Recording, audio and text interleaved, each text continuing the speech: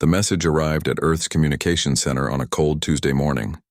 The alien transmission crackled through the speakers in perfect galactic standard, a language humans had learned only 50 years ago when they first met other species. Among the stars. "This is Admiral Thexvar of the Korthak Empire," the voice said, deep and threatening. "Humans have 30 standard cycles to remove all colonies from the Outer Rim territories. These worlds now belong to the Empire. Any human presence after this deadline will be destroyed without mercy." Director Sarah Chen stood in the communication room, watching the holographic display that showed the Korthak fleet. 12 massive ships floated in space near the disputed colonies. Each ship stretched 5 kilometers from front to back, bristling with weapons that could turn planets into dust.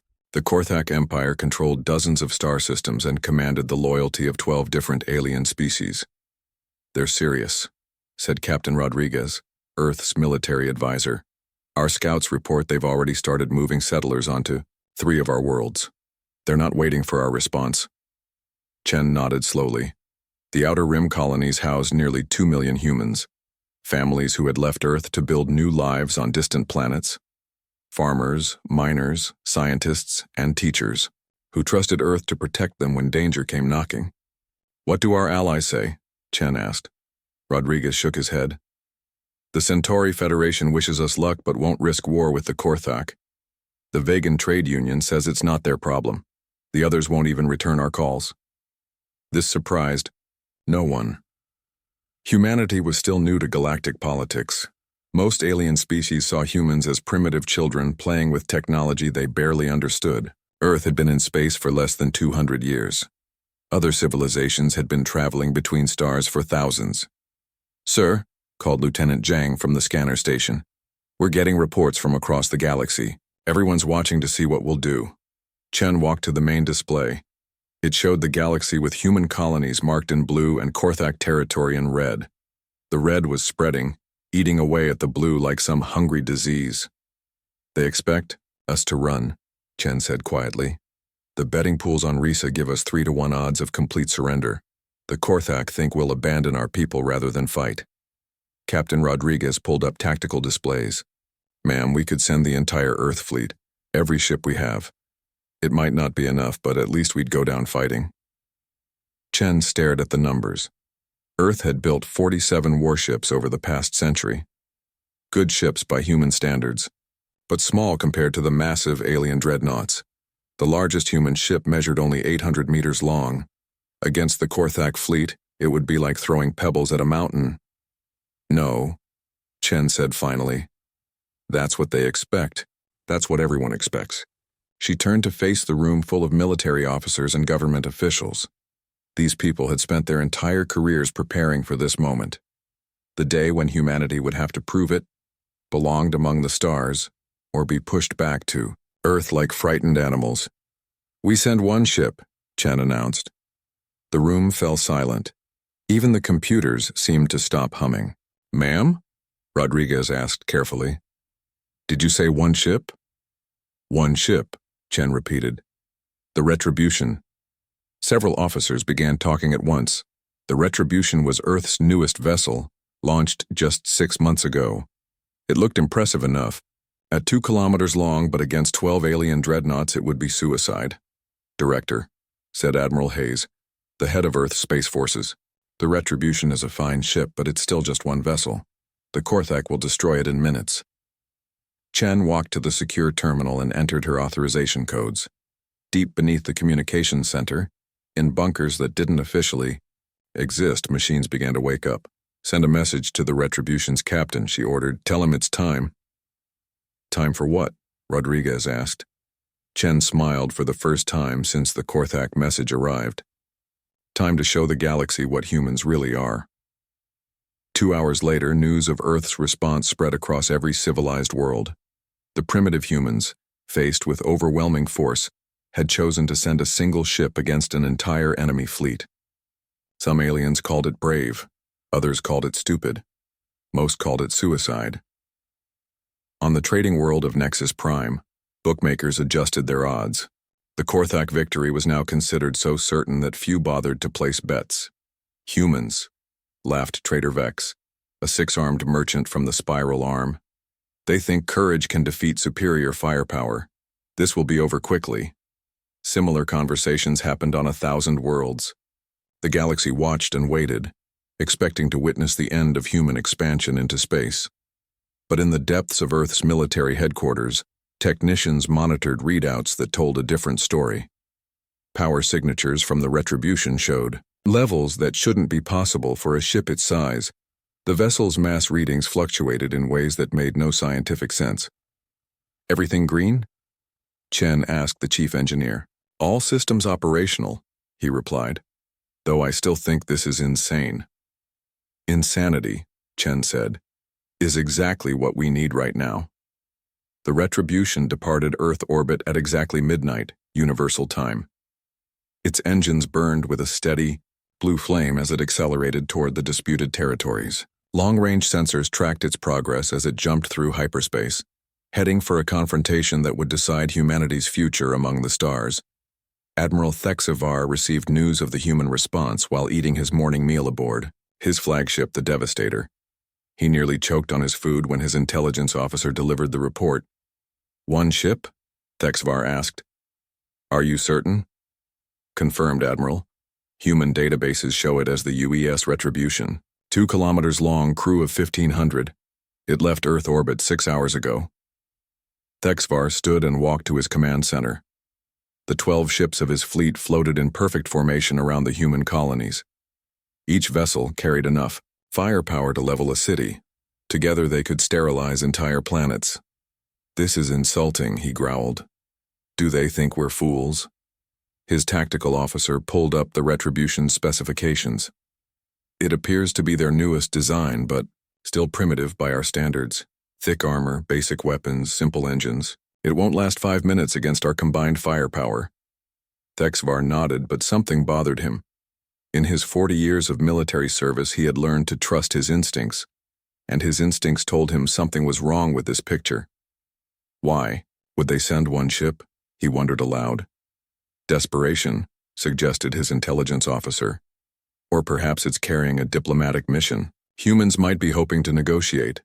"No," Thexavar said slowly. "Humans don't negotiate when their colonies are threatened. They fight, even when the odds are hopeless. This is something else." He ordered increased sensor sweeps of the approaching human vessel. But the Retribution remained stubbornly normal on all scans. A single ship carrying a small crew, heading straight for destruction. The galaxy continued to watch and wonder. Why would humanity send one ship against impossible odds? What could they possibly hope to accomplish? Soon they would have their answer. The UES Retribution dropped out of hyperspace at the edge of the Kepler 442 system, like a predator emerging from the shadows. Long-range sensors across the galaxy immediately locked onto the human vessel, transmitting data to countless worlds, where beings gathered to witness what many believed would be humanity's final stand. Captain Marcus Webb stood on the bridge of the Retribution, watching the tactical display update with enemy positions. 12 massive Korthak dreadnoughts hung in space around the human colonies like vultures waiting for death. Each alien ship outweighed his vessel by more than double and carried weapon systems that had conquered dozens of worlds. "Distance to enemy fleet?" Webb asked calmly. 40 million kilometers and closing, reported Lieutenant Commander Sarah Park from the navigation station. "At current speed, we'll reach engagement range in 6 hours." Webb nodded. He was 45 years old, a veteran of 3 border conflicts, and had spent the last 20 years preparing for this moment. Like every officer aboard the Retribution, he knew things about human military capabilities that the galaxy had never suspected. "Communications, any response to our hails?" "Negative, sir," replied Ensign Torres.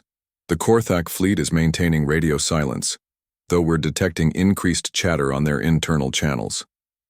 "I bet there is," Webb muttered. He could imagine the confusion aboard the alien ships. For 3 days, intelligence reports had been flooding in from across the galaxy. Everyone wanted to know why Earth had sent a single vessel to face impossible odds.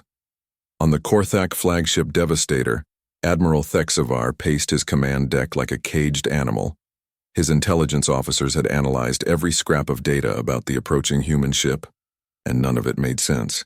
The hull configuration is unusual, reported Commander Zektal, his chief science officer.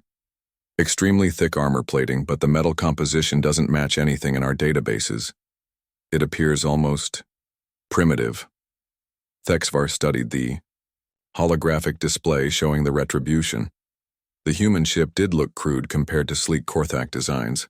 Its hull was angular and thick, like something built by a species that didn't understand proper engineering. Weapon signatures? He asked. Minimal, Zektal replied. We detect some energy weapons, probably plasma-based, and what appear to be kinetic projectile systems. Nothing that should pose a serious threat to our shields. Then why? Thexvar demanded. Why send one ship? Humans aren't stupid despite what others say. They've survived in space for 2 centuries. They must have a plan. Across the galaxy, similar conversations were taking place. On the trading station Nexus Prime, alien merchants gathered around viewing screens to watch the drama unfold. The betting odds had shifted slightly in humanity's favor, not because anyone expected them to win, but because their apparent confidence suggested they might know something others didn't. Look at how it moves, observed Trader Vex, pointing at the tactical display. No evasive maneuvers. No attempts to mask its approach. It's flying straight toward 12 dreadnoughts like it doesn't have a care in the universe. His companion, a crystalline being from the inner systems, vibrated with what might have been laughter. Perhaps humans have evolved beyond the need for self-preservation instincts, but other observers noticed different details. The Retribution's energy signature fluctuated in patterns that didn't match known human technology. Its mass readings seemed inconsistent, sometimes showing the expected weight for a 2-kilometer vessel, other times appearing much heavier. Dr. Alara Kess, the galaxy's leading expert on human technology, watched from her laboratory on the research station Babylon 7th. She had studied human engineering for decades and considered them surprisingly innovative for such a young species. But this made no sense. There's something wrong with those sensor readings, she told her assistant. The power signatures are all over the place. Equipment malfunction? Suggested her assistant. No, Dr. Kess said slowly. These readings are coming from multiple sources across 3 sectors. Everyone's getting the same inconsistent data. She pulled up comparative scans from other human vessels. The patterns were completely different.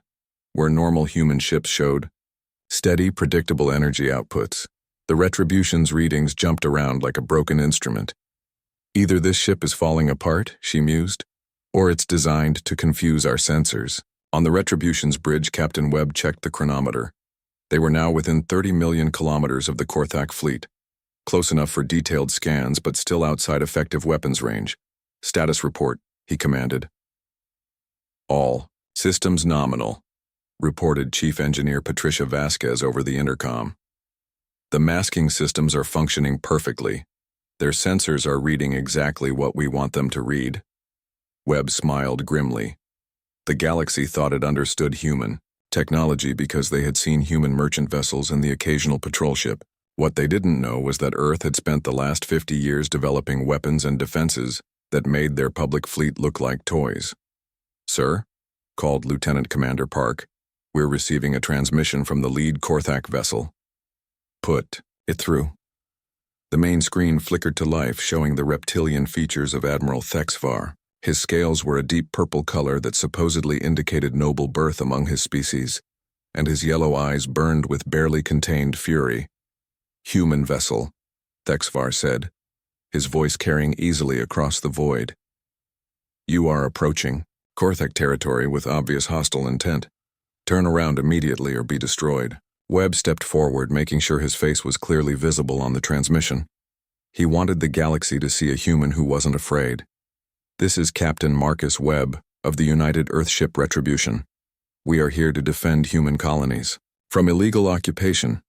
You have 10 minutes to begin withdrawing your forces from our territory. The alien admiral's eyes widened in what might have been shock or rage. Behind him, other Korthak officers exchanged glances that clearly said they couldn't believe what they were hearing. 10 minutes? Thexvar snarled. You dare to give ultimatums? There is one of you and 12 of us. I can count, Webb replied calmly. 9 minutes and 40 seconds. The transmission cut off abruptly.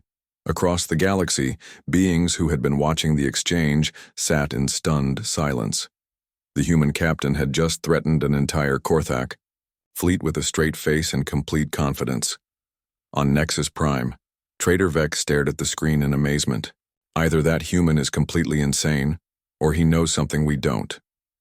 What could he possibly know that would make those odds acceptable? Asked his crystalline friend. That question was being asked on 1,000 worlds. What secret weapon could humanity possess that would allow a single ship to challenge an entire fleet? Some theorists suggested a new type of shield technology. Others proposed a super weapon hidden aboard the vessel. But on the Retribution, Captain Webb simply checked his watch and smiled. The galaxy was about to learn that humans had been very good students during their time among the stars. They had watched, listened, and learned from every species they encountered. More importantly, they had been preparing. 8 minutes until showtime, Webb announced to his crew. All hands to battle stations. The Retribution continued its steady approach toward the Korthak fleet, showing no signs of fear or hesitation. Whatever secrets lay hidden within its hull, the galaxy would soon discover them. The 10 minutes passed like heartbeats in the darkness of space. Captain Webb stood motionless on the Retribution's bridge, watching the tactical display as 12 Korthak dreadnoughts moved into attack formation. Their weapons were already charging, energy signatures building to lethal levels. Time, announced Lieutenant Commander Park. Webb activated the ship-wide communication system.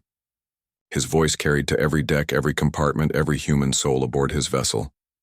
This is the captain. For 50 years, we have been underestimated by every species we've encountered. They see us as primitives, as children playing with toys we don't understand. Today we show them the truth about humanity. He paused, looking around at his bridge crew. These men and women had trained for this moment their entire careers. They knew what was coming. Open a channel to the Korthak fleet, Webb ordered. All frequencies. The communication officer's hands moved across her console. Within seconds, the Retribution was broadcasting to every ship in the system, and by extension to every listening post across the galaxy. Admiral Thexavar, Webb began, his voice calm and professional. You have had your warning. You chose to ignore it. What happens next is entirely your responsibility. On the Devastator, Thexavar snarled at the transmission. The arrogance of this human was beyond belief. A single ship against his entire fleet, and still they made demands. All ships, he commanded on the fleet frequency. Target the human vessel. Prepare to fire on my mark. His tactical officer confirmed the order. All batteries charged, Admiral. Combined firepower from 12 dreadnoughts will overwhelm any defensive system they might have.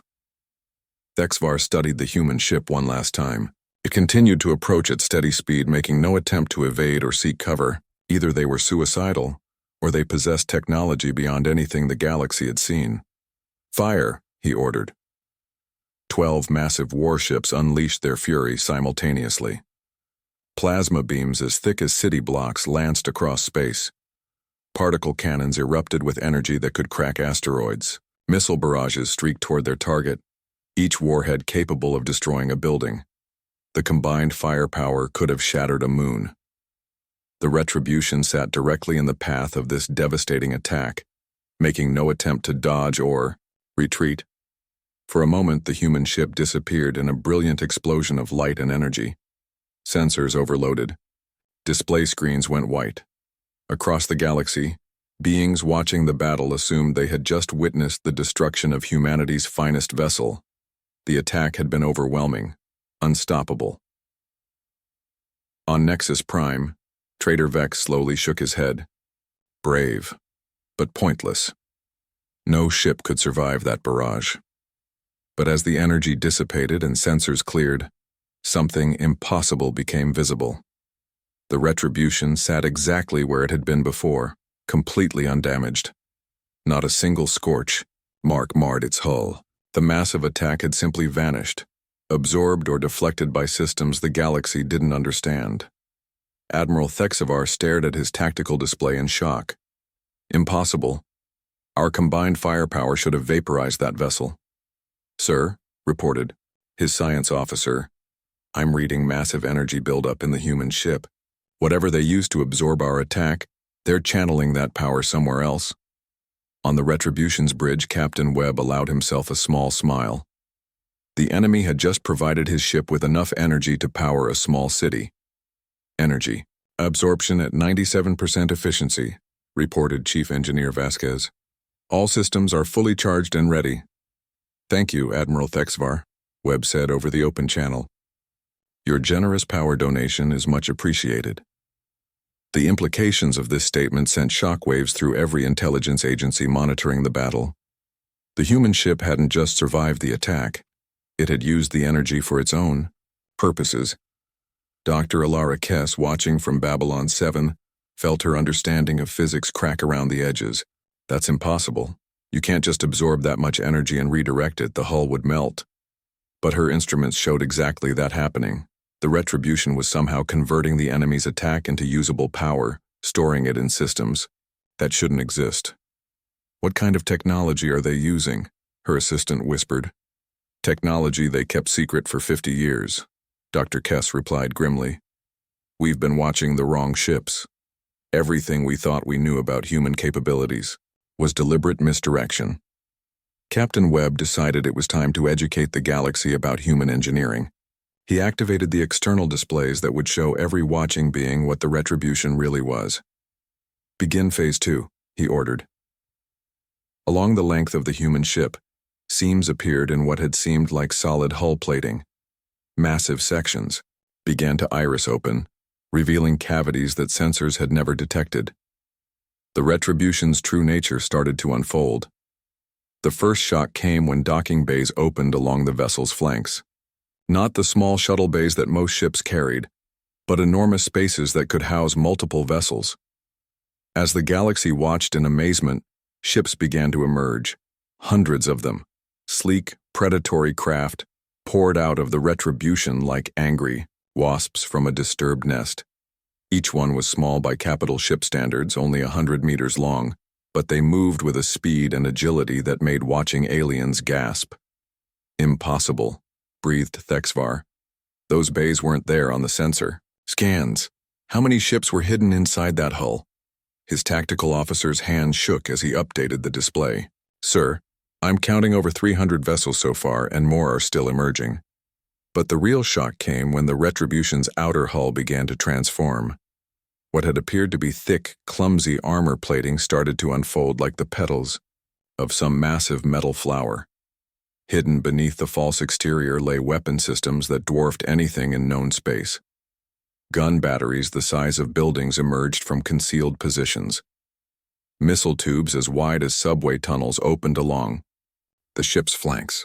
Energy weapons that pulsed with barely contained power swiveled to track the enemy fleet. The Retribution wasn't one ship carrying a small crew of 1,500. It was a mobile battle platform that had been disguised to look like something primitive and harmless. The human vessel now stretched nearly 4 kilometers as its true structure unfolded. Dear gods, whispered Commander Zektal aboard the Devastator. It's not a ship, it's a battle station. Captain Webb's voice echoed across every communication channel in the system. The galaxy has spent 50 years underestimating humanity. You assumed we were primitive because that's what we wanted you to assume. You thought we were weak because that's what served our purposes. The swarm of human fighters had finished deploying and now hung in space around their mothership like a cloud of metallic death. Each small craft bristled with weapons that looked far too large for their frames. We came to the stars as explorers and merchants, Webb continued. We offered friendship and trade to every species we encountered. Most of you accepted us as harmless neighbors. Others, like the Korthak Empire, saw us as easy prey. The main guns of the Retribution began to track toward the enemy fleet. Each weapon barrel was massive enough to fly a shuttle through, and energy readings showed power levels that made hardened military officers feel sick to their stomachs. You were wrong about us, Webb said, his voice carrying a finality that made beings across the galaxy shiver. We didn't come to space as conquerors, but we came prepared for conquerors who would try to destroy us. Admiral Thexvar realized with growing horror that his fleet was hopelessly outmatched. The humans had played a 50-year deception, allowing the galaxy to believe they were weak while secretly developing weapons that made the Korthak dreadnoughts look like antiques. "All ships," he commanded desperately.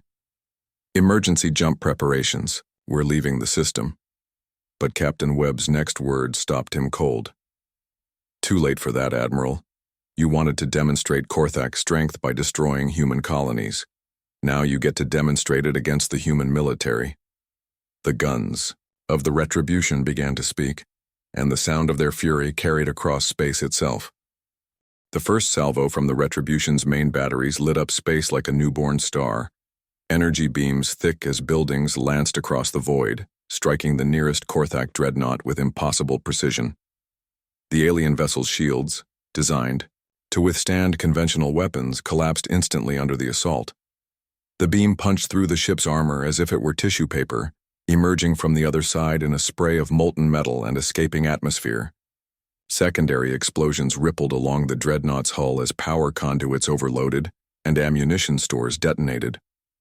Within 30 seconds, a ship that had terrorized dozens of worlds was nothing more than an expanding cloud of debris. Admiral Texavar watched in horror as his most powerful vessel was destroyed with contemptuous ease. The humans hadn't just been hiding their true numbers, they had been hiding weapons technology that made his fleet obsolete. "Evasive maneuvers," he shouted. "All ships, scatter formation." The remaining 11 dreadnoughts began to move, their massive engines burning at maximum power as they tried to spread out and present more difficult targets. But the human fighter swarm was already among them, moving with coordination that spoke of advanced artificial intelligence or years of intensive training. The small human ships darted between the much larger Korthak vessels like sharks circling whales. Their weapons, which had seemed too large for such small frames, began to prove their worth.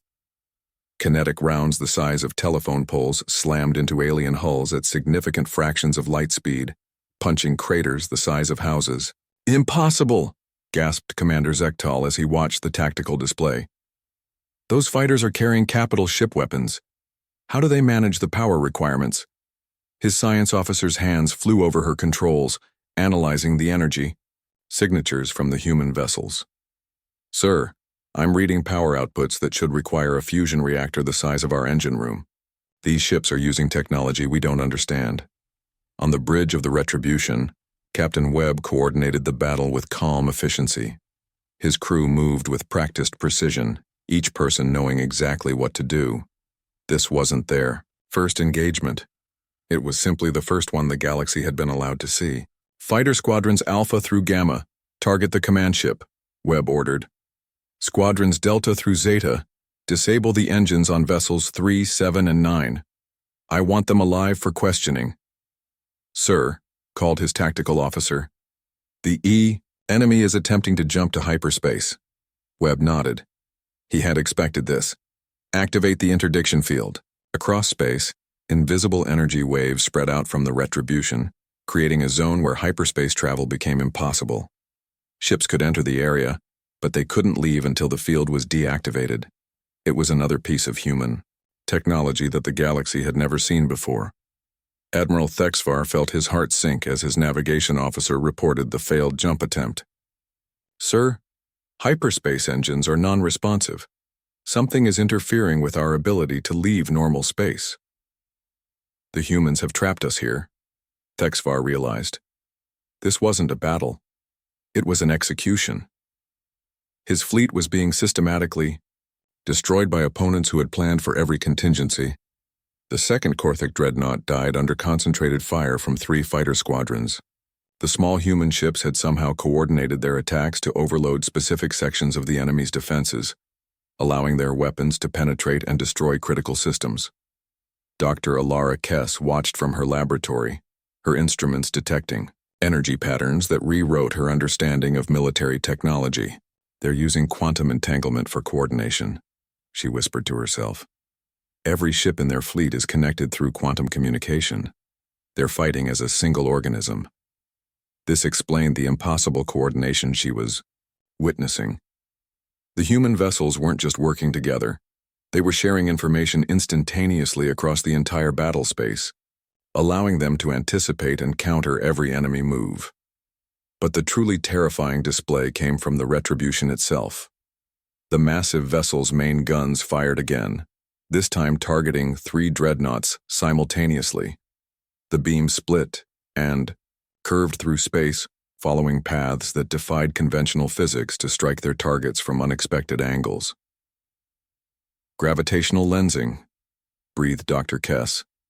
They're using controlled gravity fields to bend their weapons fire. They can shoot around corners. The targeted ships tried desperately to evade, but there was nowhere to hide. The curved energy beams found them regardless of their maneuvers, punching through hulls and reducing proud warships to burning hulks. Commander Zektal aboard the Devastator stared at the tactical display in growing despair. In less than 20 minutes, the Korthak Empire's most powerful fleet had been reduced to half strength. The humans weren't just winning, they were demonstrating a technological superiority that made resistance seem pointless. "Sir," reported his communications officer, "we're receiving surrender requests from 4 of our remaining vessels. They're requesting permission to power down their weapons." Thexvar's pride warred with his survival instincts. The Korthak Empire had never surrendered to an inferior force. But as he watched another of his dreadnoughts explode under human fire, he realized that his assumptions about human inferiority had been catastrophically wrong. "Open a channel to the human commander," he ordered. Captain Webb's image appeared on the main screen, his expression calm and professional despite the ongoing destruction around him. Behind him, Webb's crew continued their work with quiet efficiency. "Admiral Thexvar," Webb said before the alien could speak, "I'm surprised you're still alive. Your flagship should have been my second target." "Why wasn't it?" Thexvar asked. Webb smiled coldly. "Because I wanted you to watch your fleet die. I wanted you to understand that this wasn't a battle between equals. This was a lesson about what happens when you threaten human civilians." Another Korthak ship exploded in the background, its reactor core breached by precisely placed kinetic rounds. The human fighters continued their deadly dance, systematically destroying targets with clinical precision. "How?" Thexvar demanded. "How did you hide this level of technology for 50 years? "Simple misdirection," Webb replied. "We showed you cargo haulers and patrol boats while keeping our real military capabilities secret. Every species in the galaxy has been watching the wrong fleet. But why? Why hide your strength?" Webb's expression grew serious.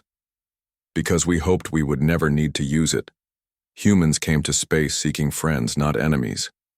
We developed these weapons as a deterrent, hoping that their very existence would prevent wars like this one." He gestured at the tactical display showing the burning remains of the Korthak fleet. "You forced us to reveal our hand. That's a mistake that will cost your empire everything." The remaining Korthak vessels had stopped fighting, their weapons powered down in surrender. Only 5 ships remained operational out of the original 12, and all of those were heavily damaged. "Your colonies," Thexvar said desperately. "We'll withdraw from your colonies immediately." "Too late for that," Webb replied. "You came here to demonstrate Korthak power by destroying human civilians. Instead, you've demonstrated human power by getting your fleet annihilated. That message is going to spread across the galaxy." As if to emphasize his point, one of the Retribution's massive guns swiveled to target another dreadnought. The ship's captain tried to maneuver away, but a dozen human fighters herded it back into the weapon's firing arc. "Please," the enemy captain transmitted on an open channel. "We surrender. We're powering down all weapon systems." Captain Webb considered this for a moment, then nodded to his tactical officer. The main gun held its target but didn't fire. "All Korthak vessels will power down completely and prepare to be boarded," Webb announced. "Any ship that attempts to restart its engines or weapons will be destroyed immediately." The surviving alien ships complied, their systems going dark one by one. In less than an hour, the mighty Korthak fleet had been reduced to helpless hulks, waiting for their captors to decide their fate. The galaxy watched in stunned silence as the impossible battle reached its conclusion. The silence that followed the battle was more terrifying than the weapons fire had been. Space around the human colonies was filled with drifting wreckage, the remains of what had once been the Korthak Empire's most feared fleet. 7 dreadnoughts had been completely destroyed, their crews vaporized in the space of an hour. 5 more sat powerless and broken, waiting for their fate to be decided by the humans they had tried to destroy. Captain Webb stood on the Retribution's bridge, watching, as his boarding parties moved through the captured vessels. His expression remained calm, but inside he felt the weight of what had just happened. The galaxy would never look at humanity the same way again. "Sir," reported Lieutenant Commander Park, "boarding teams have secured all 5 remaining enemy ships. Casualties among their crews were surprisingly light considering." Webb nodded. The human weapons had been designed for precision, not mindless destruction. Every shot had been calculated to disable rather than annihilate when possible. It was a level of control that spoke to decades of training and preparation. "What about their admiral?" "Admiral Thexvar is requesting permission to speak with you personally. He's subdued." Webb almost smiled at that description. "Put him through." The main screen flickered to life, showing the interior of the Devastator's bridge. The once proud command center was dark except for emergency lighting, and the Korthak crew moved like beings who had seen their entire worldview collapse in a single afternoon. Admiral Thexvar looked older than he had just hours before. His reptilian features sagged with defeat, and his yellow eyes had lost their fierce glow. "Captain Webb," Thexvar began, his voice barely above a whisper, "I wish to formally surrender my fleet and request mercy for my crews." "Mercy," Webb repeated slowly. An interesting concept, coming from someone who came here to destroy civilian colonies. Thexvar flinched at the words. We believed humans were weak, primitive. We thought your colonies would fall easily and that Earth would not risk its entire fleet to save them." "You were right about that," Webb said quietly. "Earth didn't risk its entire fleet. We sent 1 ship." The implications of that statement rippled through every intelligence service monitoring the transmission. If this had been just 1 ship, what did Earth's real military look like? On Nexus Prime, Trader Vex stared at his displays in growing horror. "1 ship," he whispered. "If this was 1 ship, how many more do they have hidden away?" His crystalline companion no longer found anything amusing about the situation. "We have been fools, all of us. Humanity has been playing a game we didn't even know existed." Dr. Alara Kess was reaching similar conclusions on Babylon 7th. Her instruments had detected energy signatures from the Retribution that suggested technology centuries ahead of anything the galaxy had seen. But more disturbing were the readings she was getting from other parts of human space. "Assistant," she called urgently, "run a deep scan analysis of the data we've collected from human territory over the past decade." The results made her feel cold inside. Subtle energy signatures that she had dismissed as sensor errors or natural phenomena suddenly took on new meaning. The humans hadn't just hidden 1 superweapon. They had been building an entire secret military infrastructure right under the galaxy's nose. Captain Webb continued his conversation with the defeated Korthak admiral. "Your empire made a critical error in judgment," he said. "You saw human merchant ships and patrol boats, and you assumed that was all we had. You never considered that we might have learned from every species we encountered." "Learned what?" Thexvar asked. "That the galaxy is a dangerous place," Webb replied. "In 50 years of space travel, we've encountered 47 different species. 39 of them welcomed us as friends and trading partners. 8 did not." He gestured at the tactical display showing the destroyed Korthak ships. "Those 8 species taught us valuable lessons about the need for adequate defenses. Your empire was simply the latest teacher." Webb's tone grew harder. "But you went beyond simple aggression. You threatened to destroy civilian populations. That crossed a line that humanity will not tolerate." Admiral Thexvar straightened slightly, trying to salvage some dignity from the disaster. "What are your terms for our surrender? Complete withdrawal from all human territory, immediate release of any human prisoners or hostages, and reparations for the colonies you damaged during your occupation," Webb listed. "Additionally, Your government will issue a formal apology and guarantee that Korthak forces will never again threaten human civilians. And if the Empire refuses these terms, Webb's smile was cold enough to freeze Starlight. Then we'll have to continue this conversation with your replacement. The threat was subtle but unmistakable. The humans had just demonstrated their ability to destroy the Empire's finest fleet with contemptuous ease. If the Korthak government chose to continue the conflict, they would face an enemy whose true military capabilities remained largely unknown. I will carry your terms to the High Council, Thexavar said formally. You'll do more than that, Webb replied. You'll carry a message to every species in the galaxy. Tell them that humanity has been watching and learning for 50 years. Tell them we came to space seeking friendship, but we came prepared for war. He leaned forward, making sure his words would be clearly recorded for transmission across the galaxy. Tell them that any species that threatens human civilians will discover what our military is really capable of, and remind them that what they witnessed today was just one ship. The transmission ended, leaving Admiral Thexvar alone with the ruins of his career and his fleet. Around him, his officers moved quietly through their duties, processing the magnitude of their defeat. Across the galaxy, the news of the battle spread like wildfire. The impossible had happened. Humanity, the supposedly primitive newcomers, had revealed technology that made the major powers look like children playing with sticks. The Centauri Federation's capital world, emergency sessions of the ruling council were called to discuss the implications. The Vegan Trade Union found itself reconsidering trade agreements with human merchants, wondering what other secrets they might be carrying.